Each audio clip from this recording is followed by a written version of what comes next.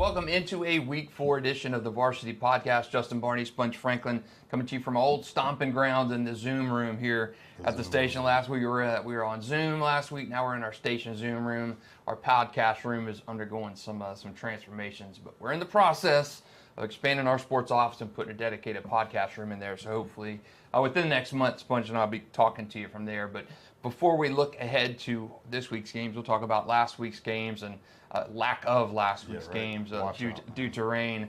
And then we'll go into our Super 10 and look ahead. But last week, disappointing, probably the most disappointing week of the season to me, because we had a bowl St. Augustine game of the week, rained out, not going to be made up.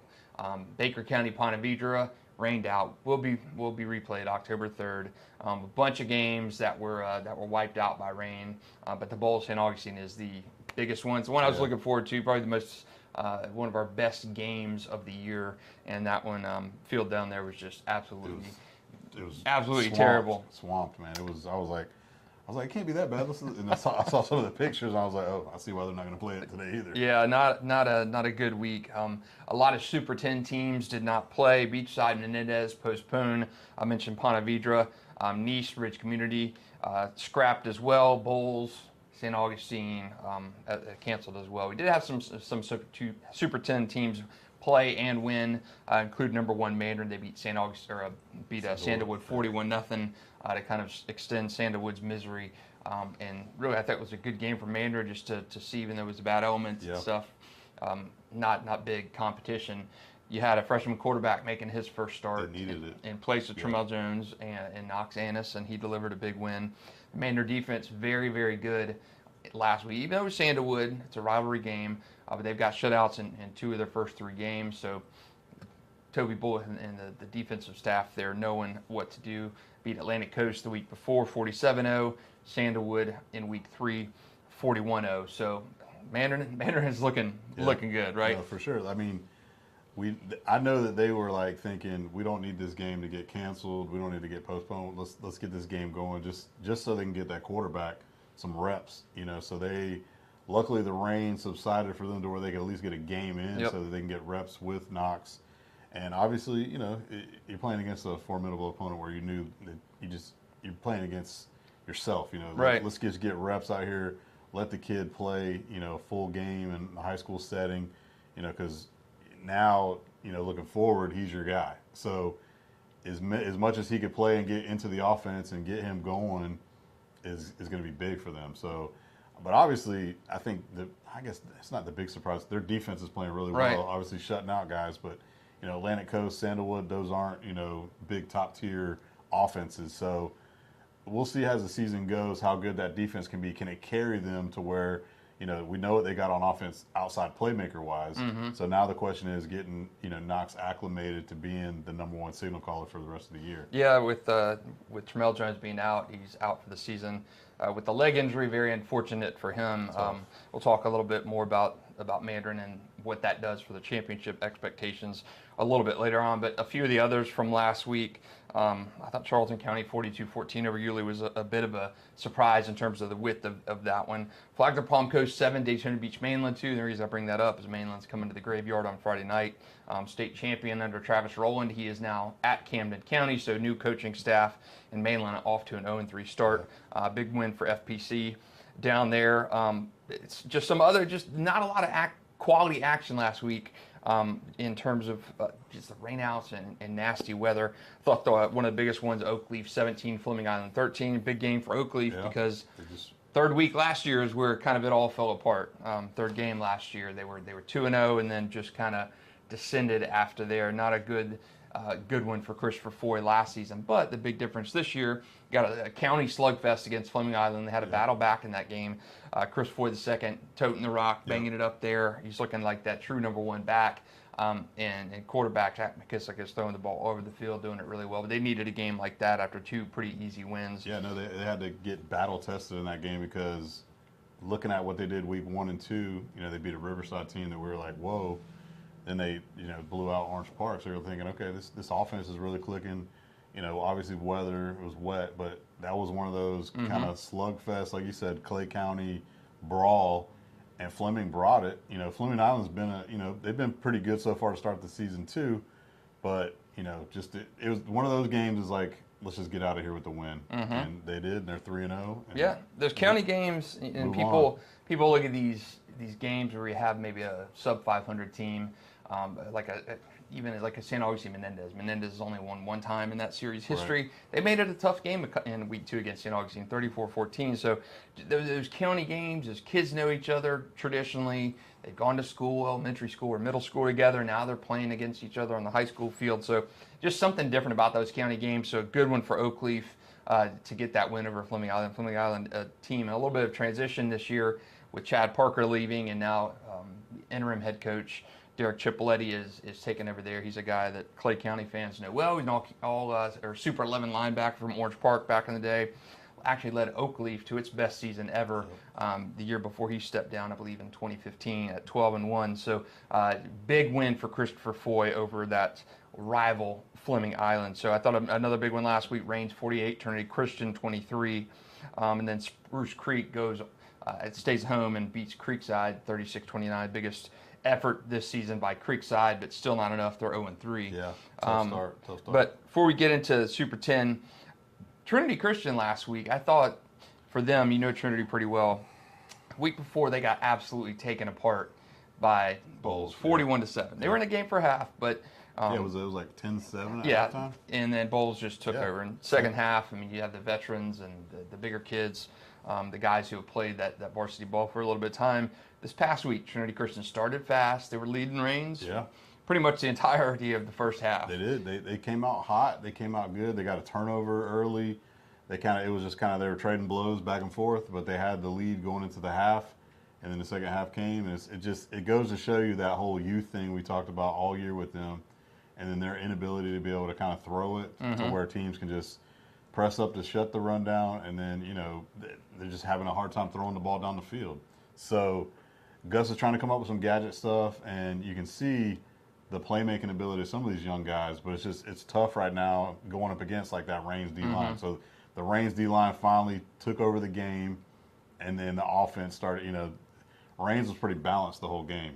TJ, they didn't light them up in the air like I thought they might, but I think Rains said, you know what, we can kind of do a little bit of both, because they did in that second half kill them on the ground game with a couple big runs from Tadarius, and then TJ got loose on a scramble run, and they just hit enough passes down the line. But what I was going to tell you too, and this is one of my biggest pet peeves when it comes to high school football, which I hate. Officiating is terrible, dude. It's like, I understand blatant calls or calls that are legit, but like sometimes if it's a hold and it's on the backside and it has no bearing to the play, a hit here. You know how many penalties were called in that game? Do I want to know? You don't want to know. 35 penalties on both teams for a total of 369 yards. Yeah, that's a mini game in itself. I'm right like, there. Statistically, is crazy. So they called it even. I will say that. Like Trinity had 16 for 177. Wow. Rains had 19 for 192. Woo, man. Almost 200 yards in penalties. Wow, and you still win. So again, neither team really turned the ball over. Rains had a fumble early in the quarter. That's how Trinity took the lead. But give Trinity credit for those young guys to go on the road in the graveyard to get that experience. But like I say, Rains is when you got that defense, like that D-line is ferocious, and then they got guys in the back end, and then offensively they're getting good balance with, you want to stop this passing game, we're going to run it on you, and then you want to try to stop the run and go man to man. Yep. We got dudes all over the field. And I think the big difference with this year's Rains team, and Timothy Cole aside, because I think what he really makes that offense go, the ability to throw and to pass and to run and to spread that ball out to his assortment of receivers. Rains hasn't had that consistency in a little bit of time. And probably since HJ. Yeah, probably so. And not saying he's HJ. No. But man, TJ Cole is really giving that offense some teeth to it, because in the past you would have a Mark Miller running out of the backfield, or a Kale Zara throwing the ball, not Kale Zara, Roma Dole's throwing the ball, and you just didn't have that balance, and it felt a little more like backyard ball a lot of times. The quarterback kind of just not seeing his first read and taking off and running, Yeah. and you can't win that way. And I think that's what hurt Reigns in the past, was that inability to kind of take advantage of things once you got past that first read. And with TJ Cole now, you're able to do that. Yeah, no, totally. He's able to read a defense. He's able to look at his first read and have a second, third progression. And he's basically, when you got that plethora of weapons they got on the field, somebody's getting open. Yep. And I mean, when you go back and watch the tape, you're like, there's dudes open all over the place. Now the question is, does the offensive line hold up? Because I know Trinity, we're known for, we're going to bring pressure. We're blitzing. We're just going to say, we're going to try to get there, bring more than you got to block. So now it's, okay, can you step up and read quick? And he was able to do that more times than most. I mean, I think he had like 75% completion percentage on the day. Yeah. So he was still completing balls and at a high rate. And then on top of that, his run game, on the read was killer. They had a hard time stopping him getting out of there. So again, Trinity, we've been talking about it. They had this front-loaded schedule where it was like they got some major games at the beginning. Now it kind of lightens up. They got a couple. I told you they got 6 games left on the schedule. 3 games should be cakewalks, and then 3 other games are going to play against some teams that we're going to find out how good is a Lake City Columbia, how good is Fletcher down the line. Those types of things. So yeah, we'll see how it goes. And good for them. And I said this before on one of our pods, that Trinity is a team like a Bowles, like a St. Augustine. You got to get them early because those guys are going to grow up. I look back, and Alessandra Pontbrand did a story the other night about Brandon James and him being offensive coordinator at St. Augustine. And I remember Joey Wiles. They were coming off of a state semifinal season in 2002, and they lost to a team called Crestview. They should have won that game. They're trying to get to back-to-back state championship games, lost in the Final Four. They lost all that senior class, but in their place, a lot of young kids, a lot of freshmen who were coming up to be sophomores who would play JV. And I remember Joey Wiles telling me, Justin, this kid, Brandon James, coming to be a sophomore, because he's taken 6 kicks back in junior varsity. Junior JV doesn't play a full schedule like varsity guys. He's taking 6 kicks back. We are excited about this guy. And what did he do? They took their lumps the first season, still made the playoffs, but got routed by Palatka, lost to Clay a couple times. But they took those lumps, and so that was the year to get St. Augustine, was back in 2003 when those Brandon James guys, that class, Jacques Rickersons, they were all sophomores. You took their lumps early. They were talented kids, but they needed to be seasoned a little bit. The next year, they were unbeaten until the state semifinals against Bowles. The next year, 15-0 state champs. So not saying everybody can be like that, but with the coaching at Trinity, the players they know the tradition and the lineage and the pipeline and what's expected there.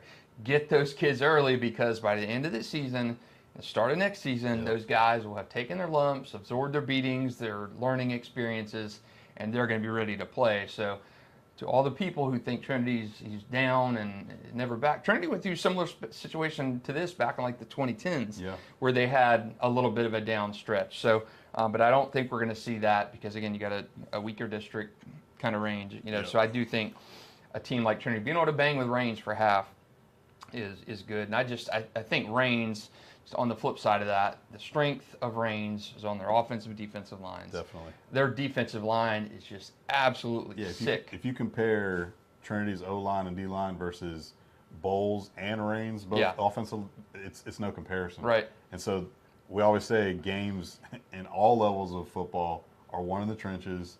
So do you have a line that can block and protect? Do you have a D-line that can get after the quarterback without having to blitz? And those two teams obviously have that, and that's been one of the biggest things with Trinity is our D-line usually is good enough because they do a lot of different things schematically. You don't have to have a big imposing D-line and have the big cat and all that stuff on there. They do speed stuff and all that type of things. But your offensive line, and especially in high school football, it's so hard to get an offensive line, because it's not like it's not like you're recruiting and like in college where you're like, all right, I'm handpicking the best guys, the NFL, you get the guys walking home. Exactly. It's like, this is who you got. Now, granted, a kid might transfer in, like, we had like Austin come in from Yulee for 2 years,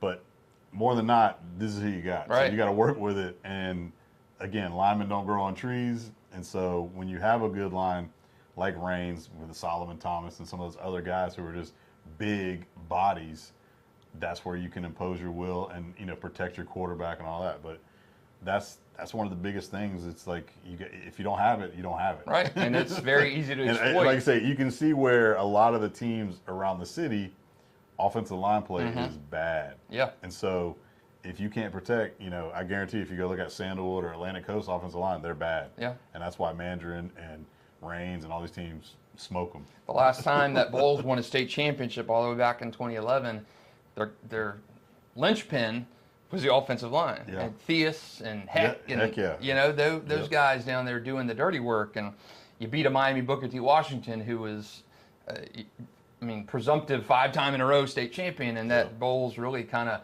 knocked them down a peg and went in 2011. So, man, if you have a good offensive line, your offense is set up. Even if you have a shaky quarterback, if you have an offensive line, like Reigns does this year, like Bulls in 2011, like Nice back when they had Tim Tebow. Yeah. James Wilson on the offensive line, who was probably the best offensive lineman I've seen outside of Laramie Tunzel in my time doing this. Yeah. The offensive linemen, those guys are dime. You don't find those guys at all. Offensive Diamonds. line, yes. If you got like a stud on your line, a guy who's basically a 4- and 5-star guy who's already heavily recruited, already offered up, you very rarely can find that. Yeah. You know what I'm saying? So even like the mid-tier guys. So like I remember being at Trinity for a long time. It was like patchwork. Just like trying to figure guys out and be like, all right, who's the best 5 we got? You hope you got 5, and then after that you're just like, good luck to you. You're putting tight ends and receivers out, trying to chip people, and bringing running backs out, trying to get on an edge rusher. It's tough. Offensive line is probably the toughest position to play in high school because you can teach defense a little bit better. You got fast guys out there. Offensive line it requires a bigger body and the ability to kind of hold off some of those speed guys. So Trinity will get there. I do think Reigns is the best in the area in terms of the strengths on both lines and just the bodies out there that they have. I know Jion, the Big Cat, and Solomon are the two anchors on each of those lines, the offensive line for Solomon, defense for Jion. But, man, there are bodies all around there that are pretty darn good. You got Chaterius down there. You got lots of guys on both of those lines, and I think that's been the difference for Reigns in 2 of the 3 wins. It's just the ability of them to take over and dominate at the line of scrimmage. I think Reigns is set up for a deep playoff run, if not a state championship game appearance. So Riverside 54, Orange Park 14. Looks like they took our advice on Tayshawn Gelsey. Give him the ball, baby. Get him the ball.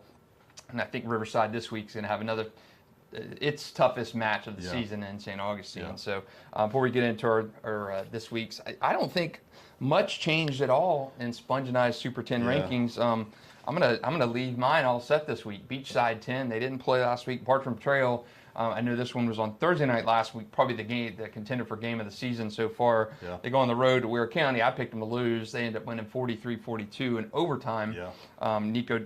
Nico ran in. Dawkins ran in a touchdown and then a 2-point conversion to win it 43-42 up at the Swamp up in Waycross. So what a game for Corey John's young guys there. Big time. Good win. It was Jaden Weatherly was having a game. Yep. Arthur Lewis. DeAndre Caldwell. All those guys are just lighting it up. If you took any of those guys on your fantasy team last week, Sponge, you definitely won. Yeah. So great win for Bartram, 43-42. I've got them staying at 9. Ponte Vedra stays at 8. Oakleaf 7.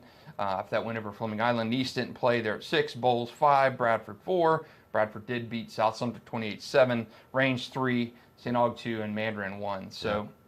Yeah, we already have the same basically top 10. Just I have Riverside at 10. You've got Beachside at 10, but our 1 through 9 are identical right now. Yeah, so. I think that's pretty good. And for Bartram to win that one on the road in Ware County, and people saw somebody tag me on Twitter the other night and said, I hope Bartram feels good about beating a small 4A program, and you can't.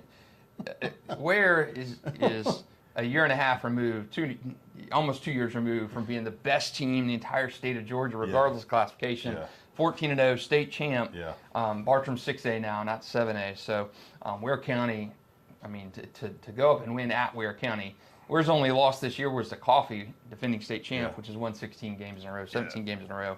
So Ware County's a pretty good 4A team in Georgia. Like again, that's where people don't get it, I guess, because that doesn't make any sense. If you know, they don't know Georgia football, I guess, Yeah. because obviously in Georgia, but Ware County is not like some small little 4A school. Whatever. No. It's again, they're a program. Yes. There's different schools in Georgia throughout the entire state, obviously. Obviously, we know our South Georgia teams more than, Atlanta, Metro, and all that. So the South Georgia, Ware County is considered probably one of the top 5 in the South Georgia area. If you want to throw the Camdens and the Valdostas and stuff like that in there, Colquitt. But that's like just a bad statement. Yeah, like, it's a not great fair. It's a great win for Bartram, Great for win. sure. Yeah, it And would have been a great win for anybody. Rain's that's going what up there winning, Mandarin. Totally. Ware County is a good team. Yeah. Pierce County continues to win. They haven't lost in a long, long time. Won again this past week. Yeah. They're defending state champion. So South Georgia football is just different. That'd be Yeah. like somebody saying during the Charlton County heydays, Right. when they're winning state championships right and left under Rich McCord. Oh, only 1A program. Man, Charlton County laid waste to teams in this area. I mean, they beat UC, University Christian, back when UC was state championship team. I mean, they slaughtered UC. Yeah. And you're talking comparable size schools. Maybe Charlton's a smidge bigger back then. So, yeah, it's the argument on people always lean on these age-old statements about, oh, they're a 7A school, 8A school, 6A. We're only a 2A school. It doesn't mean that anything. is that is the enrollment-based application of saying this team is. Atlantic Coast shouldn't. By that metric, Atlantic Coast should be slaughtering a team like a Trinity or a UC, or Sandalwood should be doing. It's not the truest indicator of how good these programs are when you look at a student body, student enrollment. I mean, half those kids don't even play. You're talking a small sample size of the school anyway plays football, and who's to say that if you're in an affluent, nice neighborhood, you're going to have those ballers. I mean, you look at Ponte Vedra. I mean, Ponte Vedra's in an extremely wealthy area. Yeah. Could Ponte Vedra, being a 5A school, go and run roughshod over Chaminade or somebody like that? No. At Cocoa? I mean, there's no way. No. There's no way. So that's why that statement was just completely asinine. You cannot look at just enrollment numbers and say, hey, this team's a 7A team. They should. Here's a prime example. Miami Columbus, the team that Mandarin played. Okay, they're in the biggest classification, right? They are nowhere near the best team in South Florida at all. They're a great team, but if you were to say where are they in the top 10, they're at the back half, they're at the bottom. You're taking the St. Thomas's, the Chaminades, the Centrals, the New Orleans. You're taking all those guys over them. It's just they happen to have the most enrollment, so they're the biggest school classification, but that doesn't mean by far that they're the best team. They're an 8A. Not at all. It's such a now when you were having just neighborhood schools and you've got 3,000 kids at Sandalwood back in the day when you didn't have open enrollment stuff, that's more of a true indication because these kids are going there. Now it's different. It's not the same. So you can't look at a school like Ware County or a Bartram and say, hey, Bartram's 6A now. They should have smoked Ware. You can't be, hope you celebrate this win. Come on, man. It's not, you don't know what you're talking about there because enrollment is not the best indicator of a team's quality or a victory over a smaller school. It's not like that. This is not like it was in the 80s and 90s where you could truly say a Sandalwood is the biggest and best team around and Sandalwood losing. I remember Sandalwood beat a Trinity Christian. I remember back when I first started Times Union in my second stint there, it was about 2012 or 13, and Trinity Christian beat Sandalwood 6-0 or something. We went on the road. It was talk about rain fest. It was a sloppy field. Was terrible. They had who was their quarterback? That was when they still had Walker on the D line. Was it Parker Bain? Parker Bain. They had Braden Matz not. They had Braden was the younger one, the other linebacker. Brady? I can't remember. Bodie Matt, yeah. And they had a big running back too. That was like Jeff Holland. I think that was like his sophomore year. He had a couple big time runs. We sacked the quarterback. I think it was like 12-6 or 6. Some game. It was really low scoring. That's what I'm saying. We were. I still think at 1A at that time. Right. Versus the 8A. I don't remember what the classification was, but yeah. But it's again, and to me, that's not an upset. no, because they had just as many dudes on the field. They were definitely projected to win that game probably because all their big stars were like seniors, Right. And we had still some young guys, but we still had a couple of we were kind of up and coming, and it was like I remember that game distinctly. Yeah, and so to me, that's when you make an argument about this 7A team beating a 2A team. You should take pride in beating a 2A team. It's not that. Even back then, when I'm seeing a Trinity beat a Sandalwood, it's jarring because it's like, man, Sandalwood's got 3,000 kids, Trinity's got 300. Yeah. That's massive. But it's not. It's not like that. Student enrollment is not how it should be based upon, and that's why I think a lot of coaches, when we're getting off a tangent, but I think a lot of coaches have issues with being in classifications based on enrollment because it's not the truest indicator of how elite some of these teams are. And this goes back to the whole argument about the Open Championship. Right. So like a Cocoa, for example, they're in a rural, Daytona Central, Orlando-ish area, and they're like, what, 2A, 3A? Well, they were in 3A. Right. But they play like 8A level. Like Yeah. if you want to go like 8A is the best, they play big boy ball. Like teams in higher classifications, if you want to go that way, could not bang with them. No, they at all. They would wipe the floor with them, just like a Chaminade. Yep. They're in the same class as what Trinity's been in, and they've had 5-star after 5-star the last several years, beating the brakes off of everybody, even the big boys in Miami and South Florida. And so, just for you to classify or quantify that they're in a small class that they can't play with the bigger classification is the dumbest statement ever. But It's not. Enrollment, using enrollment to kind of fight that battle is not, because you can make the case. I mean, the Chaminades, the list goes on, that these guys are small schools, but the percentage of your student population at these schools who are elite football players is through the roof. That's where it goes. That's where you really have to look at it. It goes back to the Sandalwood thing. Like, you shouldn't be shocked that Sandalwood was a bigger class, so they have 70, 80 guys on the sideline. It was more so of like some of their star players who they had. You considered those guys like big time, like going to college. Yeah. That was more of a jarring thing. Like, oh wow, these guys got some star players, and Trinity upset them or beat them or whatever. So. Look at the roster. Right. Who's on the team? Now, Sandalwood did have some studs. This is a good era of football for Sandalwood. For sure. But going towards like this season, when you see like certain matchups and certain games, you're like, okay, this team, kind of like week 1 with Riverside. We looked at that team. They had this star player, this guy. They had this guy return this year. Thinking, okay, they should be good. And then what happened?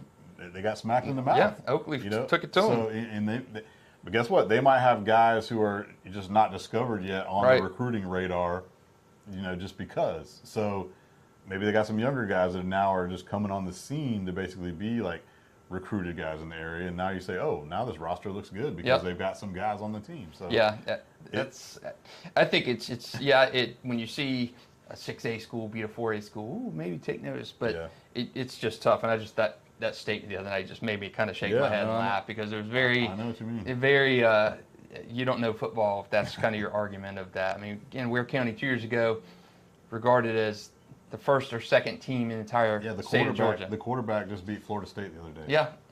Yeah. So you're not talking about a kind of a poor man's team that, Bartram or teams are coming down and just put on the schedule to get one. Ware County is an elite program. And they have been under Coach Jason Strickland. He's done a remarkable job there, including that state championship a couple years ago.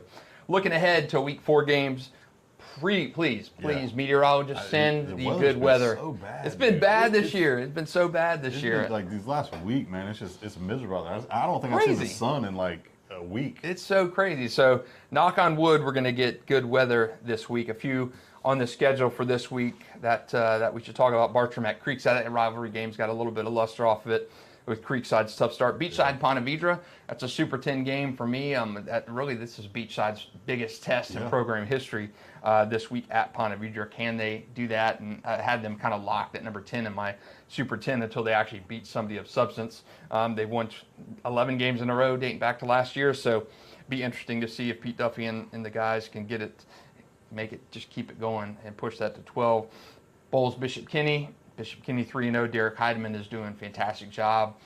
He replaced James Reeser, and he is looking very good. I saw them play St. Augustine in the spring game, and Heidemann looked good, but he has been otherworldly so far this season for the Crusaders. I like that game. Yep. I think Pole's still probably a favorite in that game. Daytona Beach Mainland, an unusual 0-3 start for Bucks down there in Volusia County, including a 7-2 loss to Flagler Palm Coast last week, which is just crazy to me that Palm Coast has beaten Mainland, holding to a safety. That's insane.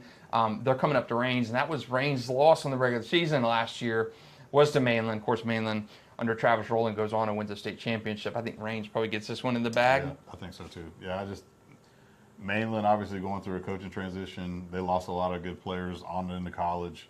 Raines is, like we said, fully loaded. So I like the Vikings at home. I do too. I like Raines. I like Raines pretty much the rest of the season. Battle of almost the Bridge Part 2. Fletcher coming to Nice. Good game there, and that I always wanted to see that game in the regular season. Good to see that one kind of materializing. Another one, Madison County, Columbia. That should be a good one. Mandarin going to Bradford. That's our Varsity 4 game of the week. Remember, you can watch that starting. We have a pregame show at 6:50 on Friday night. We'll be coming to you before that game to kind of lead you into that. And then at 7:30, we've got number 4, Bradford, hosting number 1, Mandarin. And before we get into the back half of our week 4 games, Tramell Jones, gone for the year. Elite 11 Florida State quarterback. Knox Annis, his replacement. He's a freshman. He can run the ball. He can throw the ball. He's got a lot of talent. Can Mandarin, with the loss of Tramell Jones, still compete for a state championship? It's going to be tough. And I think we're going to find out a lot kind of like this week, because this is one of these. Bradford's got a state championship level defense.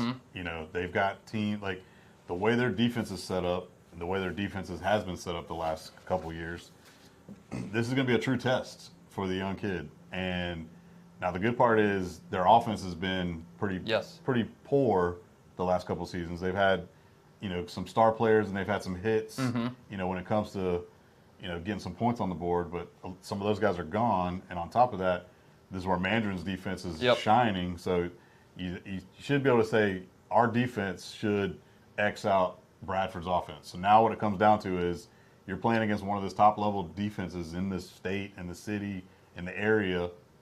What do we do offensively with our young quarterback? So that's going to be the challenge. I can't wait to see what happens. And then this will kind of be the first part of, okay, let me see how they fared with this going forward. But it's going to be a tough road to hoe as far as winning a state title now without Tramell at quarterback. It just is, especially with a 9th grader with basically zero experience. Now, the kid's super talented, and I like him a lot, and I think he's going to be a good quarterback, you know, in the next couple of seasons. But just right now, it's like you got to see it. Yeah. You know, so prove it. This is the great part about high school football. You know, these games, it's not like it's going to knock you in your standings because it's a non-traditional, you know, classification game, or not classification, in your standings, you know, for the playoffs. So it's a good test, and then you can basically, you know, check it off and see what happens. You know, regroup.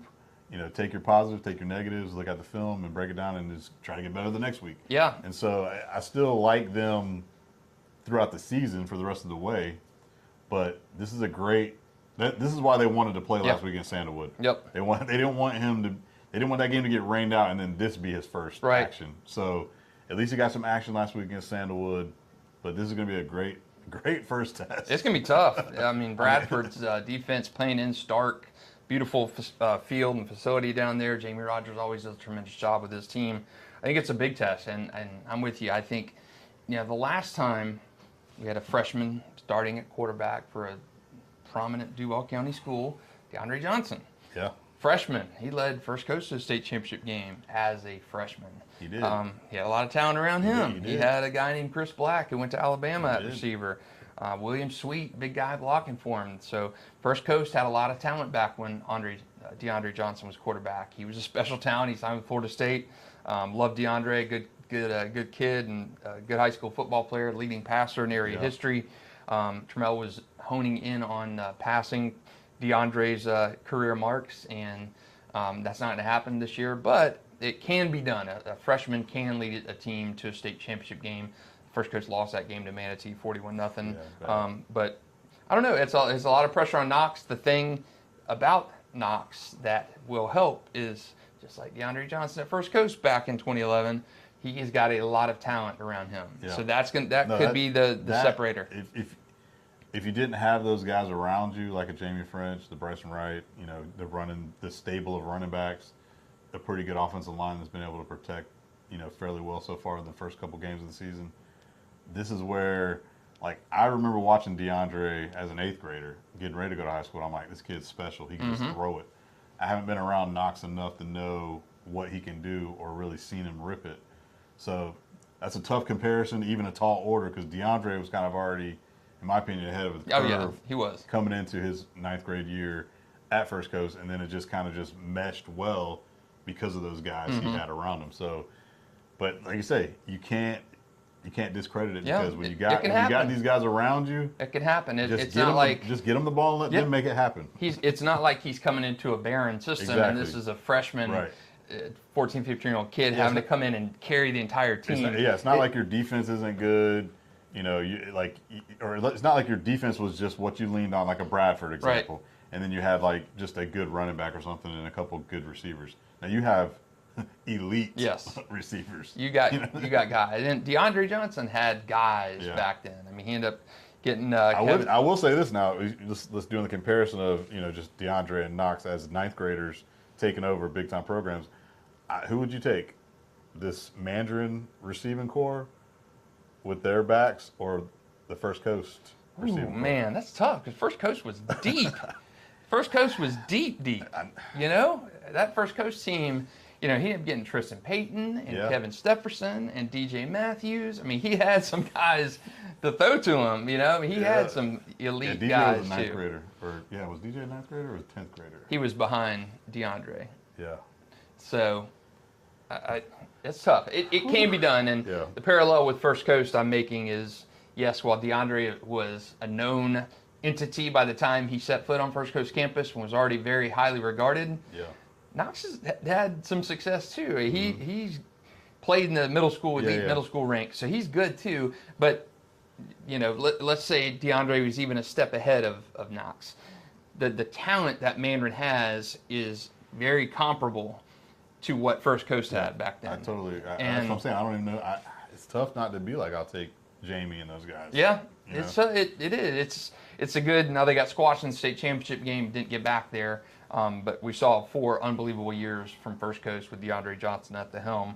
And you can see the same thing with Mandarin. I mean, Tramell's playing since he was a freshman, and you saw the growth from him. And a lot of those guys, Mandarin's got a lot of transfers, no doubt. Yeah. But a lot of those guys are homegrown kids. I mean, Jamie and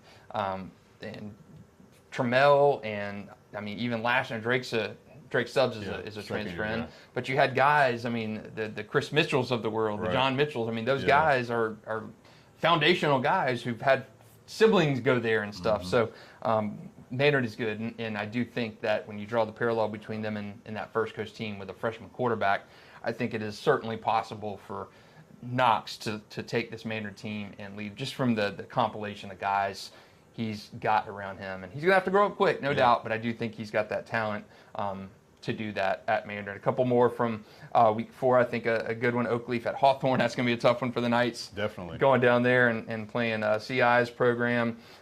Riverside at St. Aug, great matchup this week. Tough one for Riverside, I think. Yeah, I wanted to see St. Aug Bowls, obviously. We both did, just because you want to see that matchup. I just feel like St. Augustine, I feel like they're kind of getting overshadowed a little bit with how good Mandarin's been, how good Reigns has been. And so it's almost like out of sight, out of mind. We know how good St. Augustine is. And they haven't played anybody big time the first couple of weeks. They've kind of just done their business, put up big numbers, win the game with no problem. I kind of think they just kind of do the same thing. Yeah. And we talked about Riverside with the shocker getting beat week 1. Now, they've definitely played better the next 2 weeks, but I think those opponents they played are not as good as a St. Augustine. So can they stop St. Augustine is the question. We already know what Riverside needs to do on offense. Get Kendrick, get Gelsey the ball, get your playmakers the ball, to try to make it a shootout type of game. But I just feel like St. Augustine's got too much offensively for Riverside's defense. Yeah, and I do think St. Augustine does have the issues in terms of their defensive guys, and they were really good last year. Played for a state championship game. They had a lot of defensive guys graduate. Drake Lust, Julian Quintero being two of those guys. And I think these younger guys are still kind of learning. So I think it's going to be a challenge for the guys like the Jimmy Wheelers, the Braylon Jameses, those guys on Friday to slow the Tayshawn Gilseys and the Miles Kendrick, because those are not. It's almost like St. Augustine's receivers to other defenses. Right. You don't see the Carl Jenkins, Samorian Wingos, the Trenton Jones. You don't see that type of speed and talent and physicality on a weekly basis. I mean, teams may have one of those types of guys. Yeah. But there are very few teams that you're going to see until you get deep into the state playoffs that have any sort of collection of receiving talent like a St. Augustine does. So Riverside's guys got to match up, and Riverside has scored, let Oakleaf get 35, and McKissa picked them apart in week 1. So you got Lachlan Hewlett, exactly, three-year guy with those weapons. That's what scares me. If you're Riverside, did you fix anything in that back end, covering those guys, or you're gonna have to pressure him, to make some bad throws, to make some tough throws? And like I say, Hewlett's, he's a legit quarterback. He's been one of the best quarterbacks in the area too, with like a Tramell the last couple of years. So his dad's one of the trainers with Denny over at 6 Points. He's been trained to be a quarterback, and that's just what he is. And he's a surgeon back there. When he's you really have good. when you have those type of weapons, it makes it easy for you too. So I don't know. I like St. Aug in that one too.